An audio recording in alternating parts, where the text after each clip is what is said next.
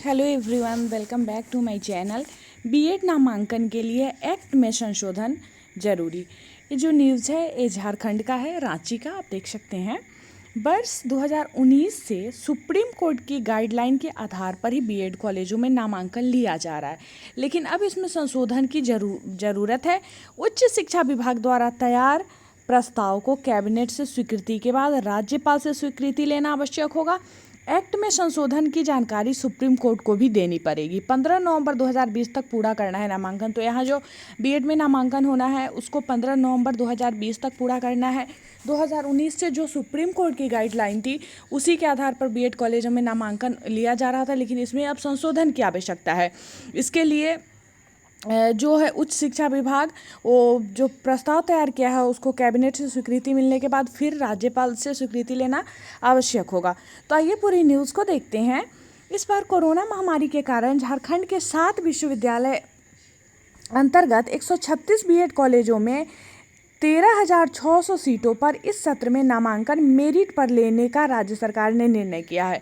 तो इस बार जो वहाँ पे नामांकन होगा बीएड में वो मेरिट के आधार पर होगा। लगभग वहाँ पे 7 विश्वविद्यालय है जिसके अंतर्गत 136 बीएड कॉलेज आते हैं और 136 बीएड कॉलेजों में 13,600 सीटें हैं। तो इस सत्र में नामांकन जो है मेरिट के आधार पर सरकार लेगी। इसके लिए सरकार को एक्ट में संशोधन करना आवश्यक होगा। उच्च शिक्षा विभाग द्वारा तैयार प्रस्ताव को कैबिनेट से स्वीकृति दिलाने के बाद राज्यपाल से स्वीकृति लेना आवश्यक होगा। और सबसे पहले मैं आपको बता दूं, ये जो न्यूज़ है आज 17 सितंबर का न्यूज़ है, तो इसमें मतलब कंफ्यूज नहीं होइएगा कि कब का न्यूज़ है, क्योंकि मैं डेट पहले नहीं बताई हूँ और इसमें कहीं डेट शो नहीं हो रहा है। उच्च शिक्षा विभाग द्वारा तैयार प्रस्ताव को कैबिनेट से स्वीकृति दिलाने के बाद फिर क्या करना होगा, राज्यपाल से स्वीकृति लेना आवश्यक होगा। इतना ही नहीं, एक्ट में संशोधन करने की जानकारी राज्य सरकार को सुप्रीम कोर्ट को भी देनी पड़ेगी, क्योंकि अभी तक जो नामांकन होती थी वो सुप्रीम कोर्ट का जो गाइडलाइन था उसी के आधार पर नामांकन होती थी। तो सुप्रीम कोर्ट को भी ये जानकारी जो है देना पड़ेगा। ठीक है। वर्ष 2019 से सुप्रीम कोर्ट की गाइडलाइन के आधार पर बीएड कॉलेजों में नामांकन लिया जा रहा था। राज्य सरकार ने झारखंड संयुक्त प्रवेश परीक्षा पार्षद द्वारा लिखित परीक्षा और काउंसलिंग के आधार पर नामांकन लिया था। और मतलब हमेशा ऐसे ही होता था कि झारखंड में भी जैसे बिहार में होता है, सारी जगह होता है एक संयुक्त प्रवेश परीक्षा, और यहाँ पे यहाँ पे मतलब लिखित परीक्षा और फिर काउंसलिंग के आधार पर जो होता था सो एडमिशन होता था, जैसे बिहार में भी होता है। झारखंड में जुलाई से बीएड सत्र शुरू होता है और वहाँ पे बीएड का सत्र जो है जुलाई से शुरू होता है, लेकिन कोरोना के कारण यह संभव नहीं हो पाया है। तो मतलब कोरोना बहुत कुछ सारे चीज़ को बाधित किया है, तो वहाँ पर बीएड एडमिशन को भी बाधित किया है। बिहार में भी बीएड एडमिशन को बाधित किए हुए हैं। अभी तक एंट्रेंस टेस्ट नहीं हुआ है, अब डेट आ गया है, होने वाला है। यहाँ पे केंद्र ने इंजीनियरिंग, मेडिकल, प्रोफेशनल कोर्स में 15 नवंबर तक नामांकन आदि की प्रक्रिया पूरी कर लेने का निर्देश दिया है। मुख्यमंत्री हेमंत सोरेन द्वारा झारखंड में नामांकन प्रक्रिया मेरिट के आधार पर लेने की बात कही है, लेकिन अभी विभाग द्वारा इस दिशा में कार्रवाई शुरू नहीं की गई है।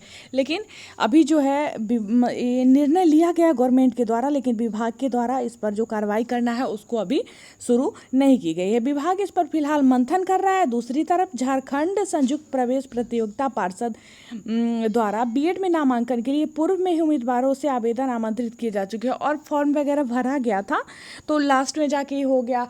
यहाँ भी तो वही हाल हुआ कि डेट वगैरह भी आ गया था एग्ज़ाम का, लेकिन कोरोना की वजह से उस पर रोक लग गई। सरकार से हरी झंडी मिलते ही पार्षद द्वारा लिस्ट तैयार कर सरकार को सौंप दी जाएगी। इसके बाद है सेकेंड न्यूज, शिक्षकों को डिजिटल स्किल का प्रशिक्षण शुरू। राज्य के सरकारी विद्यालय में शिक्षकों का डिजिटल स्किल बढ़ाने संबंधी प्रशिक्षण बुधवार से शुरू हुआ। शिक्षा सचिव राहुल शर्मा ने इसका शुभारंभ किया। दीक्षा पोर्टल के माध्यम से उन्हें ऑनलाइन प्रशिक्षण दिया जा रहा है। प्रशिक्षण के उद्घाटन सत्र में वेबिनार के माध्यम से राज्य भर में करीब 10,000 शिक्षक शामिल हुए। शिक्षा सचिव ने कहा कि शिक्षकों के प्रशिक्षण के लिए दीक्षा जो है सबसे अच्छे प्लेटफॉर्म में से एक है, और दीक्षा ऐप आप लोग भी जानते होइएगा, बहुत अच्छा प्लेटफॉर्म है। वहाँ पढ़ाई से संबंधित बहुत अच्छे अच्छे कंटेंट आपको मिलेंगे। माध्यमिक शिक्षा निदेशक जटाशंकर चौधरी ने कहा कि शिक्षण के क्षेत्र में आ रही चुनौतियों का मुकाबला करने के लिए शिक्षक अपने को अपडेट रखे। शिक्षा शिक्षा परियोजना निदेशक शैलेश चौरसिया ने कहा कि शिक्षक वर्तमान परिस्थिति में डिजिटल तकनीक में अपना रुचि बढ़ाए। प्राथमिक शिक्षा निदेशक भुवनेश प्रताप सिंह ने कहा कि शिक्षक नई तकनीक व शिक्षण कौशल सीखे। वेबिनार में झारखंड शिक्षा परियोजना और JCERT के पदाधिकारी सहित दीक्षा पोर्टल के प्रतिनिधि भी वहाँ पे शामिल थे। ठीक है, और जो है न्यूज़ मतलब शिक्षक से रिलेटेड नहीं है, वैसे मैं मतलब शिक्षा से रिलेटेड तमाम न्यूज़ को बताती हूँ। और इंटर में नामांकन के लिए निर्देश जारी, ये भी एक न्यूज़ है, और इधर एडमिशन वगैरह के बारे में है।